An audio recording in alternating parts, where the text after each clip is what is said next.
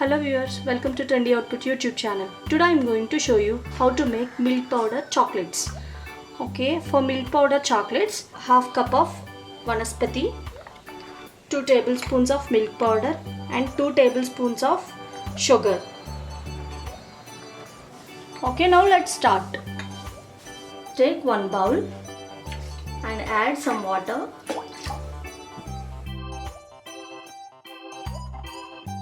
Let it boil. After boil the water, place any heat resistant bowl on it. Okay. Now add vanaspati.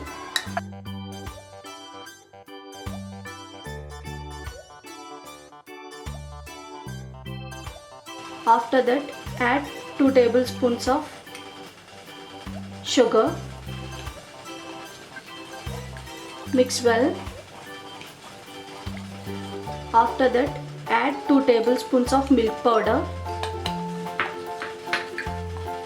Mix well without lumps. Let's stop the flame.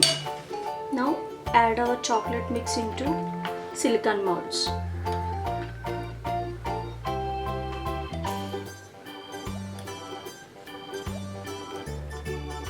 Now keep in fridge for 2 to 3 hours. After 2 hours, our milk powder chocolates is ready.